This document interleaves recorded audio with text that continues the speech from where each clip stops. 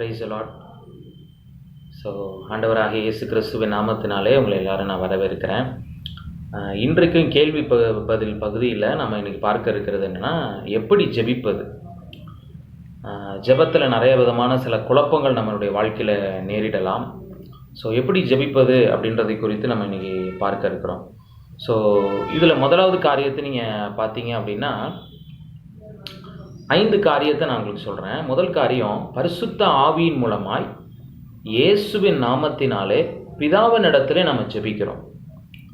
இயேசுவே அப்படின்னு சொல்லி ஜெபிக்கிறதுல தவறு கிடையாது. ஆனால் எப்படி ஜெபிக்கிறோம், யார் இடத்துல ஜெபிக்கிறோன்றதை நம்ம புரிந்து கொள்கிறதற்கு வசனம் இப்படி தான் நமக்கு வழிகாட்டுகிறது. ஏன்னா திருத்துவ தேவனை நம்ம விசுவாசிக்கிறோம்.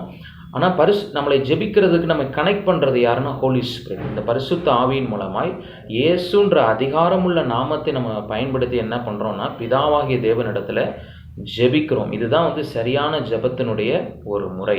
2வது காரியம் பார்த்தீங்க அப்படின்னா, வேத வசனத்தை பயன்படுத்தி நம்ம ஜெபிக்கணும். சங்கீதம் 55:17 நீங்கள் வாசித்து பார்க்கலாம்.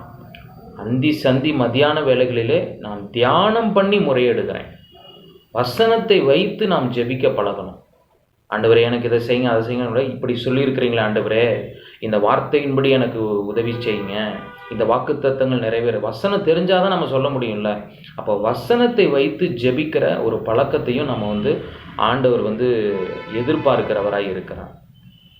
3வது காரியம், பொருத்தனை செய்து ஜெபித்தல். இப்போ அண்ணால் பொருத்தனை பண்ணாங்க, எனக்கு ஒரு ஆண் பிள்ளை நீங்கள் கொடுத்தீங்கன்னா உமக்கே தருவேன் அப்படின்னு சொல்லி பொருத்தனை செய்து செய்கிற காரியம். இந்த பொருத்தனை செய்து ஜெபிக்கிறதுல ஒரு காரியத்தை நம்ம அறிந்து கொள்ளணும். என்னென்னா, கவனமாய் நாம் பொருத்தனை செய்யணும். நான் என்ன பொருத்தனை செய்கிறேன், அதை என்னால் நிறைவேற்ற முடியுமான்றதை முந்தி நம்ம அதை யோசித்து நிதானித்து நாம் அதை செய்கிறதற்கு அழைக்கப்படுகிறோம். அடுத்து 4வது காரியம் பாருங்கள், உபவாசித்து ஜெபிக்கிற ஒரு காரியம். உபவாசம் பண்ணி ஜெபித்தல்.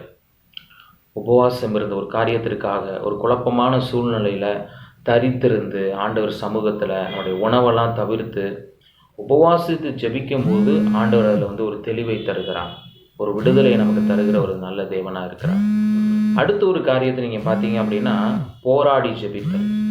இந்த போராடி ஜெபிக்கிறது எப்படிப்பட்டது அப்படின்னு நீங்கள் பார்த்தீங்க அப்படின்னா, ஒரு பிசாசனுடைய போராட்டங்களாக எதிர்ப்பாக இருக்கலாம், ஒரு தடைகள், இவைகளை நம்ம உடைத்து ஜெபிக்கக்கூடியவர்களாக இருக்கணும். அதே போல் ஆண்டவர் கொடுத்துருக்கிற வாக்கு தத்தங்களில் நம்ம என்ன பண்ணணும், உத்தரவாதம் பண்ணி ஜெபிக்கிற ஒரு ஜெபத்தை கூட நம்ம இதில் சொல்லலாம். உத்தரவாதம் பண்ணணும். ஆண்டவரே இந்த வார்த்தை நிறைவேறணும், நீங்கள் வாக்கு தத்தம் கொடுத்துருக்குறீங்க, இது நிறைவேறணும் அப்படின்னு சொல்லி நம்ம உத்தரவாதம் பண்ணி. இப்போது எளியா ஜெபிக்கிறத பார்க்குறோம். மழை வரும் அப்படின்னு சொன்னது ஆண்டவர் தான். ஆனால் அந்த மழையை பார்க்கிறதற்கு அந்த கையளவு மேகம் எழும்புகிற வரைக்கும் 7 தடவை அவர் ஜெபிக்கிறார்ன்றதை பார்க்கிறோம். அது எதை குறிக்கிறது அப்படின்னா, பெற்றுக்கொள்ளும் வரைக்கும் ஜெபிக்கிறது. அப்போ இந்த ஜெபத்தின் முறைகள் நம்முடைய வாழ்க்கையில் இருக்குமானால் அது நமக்கு ஆசீர்வாதமாக இருக்கும். ஜெபத்தில் ஆண்டவரிடத்துல நம்ம கேட்கணும், ஆண்டவரே எனக்கு இன்னும் ஜெபிக்க நீங்கள் சொல்லித்தாங்க. அது ரொம்ப முக்கியமான ஒரு ஜெபம்.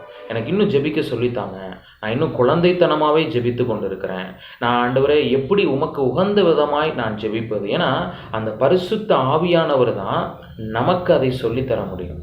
ஏன்னா ரோமர் 8வது அதிகாரத்தில் வாசிக்கிறோம், நம்ம ஏற்றவைகளாக ஜெபிக்க தெரியாதபடியினாலே ஆவியானவர் நம் மூலமாய் அவர் ஜெபிக்க அவர் நம்மளை ஏவுகிறார், நம் மூலமாய் அவர் விண்ணப்பத்தை ஏறெடுக்கிறார் என்று சொல்லி நம்ம பார்க்கிறோம். அப்போ நம்ம ஆவியிலோடு இணைந்து அந்த ஆவியானவர் நம்மளோட அந்த ஜெபிக்க தூண்டும் போது தான் நம்ம அதிக நேரம் கூட ஜெபிக்க முடியும். நிறைய நேரம் பாருங்கள், மாம்சத்தில் நம்ம ஜெபிச்சோன்னா 5-10 நிமிஷத்துக்கு மேலே ஜெபம் போகாது. ஆனால் ஆவியானவர் நம்மளை ஏவி ஆவியானவரோடு இணைந்து நம்மளால் ஜெபிக்க முடிந்தது அப்படின்னா 1 மணி நேரம் சாதாரணமாய் கடந்து போகும். அப்போது இந்த நாளில் ஆண்டவரிடத்தில் ஒப்பு கொடுப்போம். கர்த்தர் நமக்கு உதவி செய்வாராக. God bless you.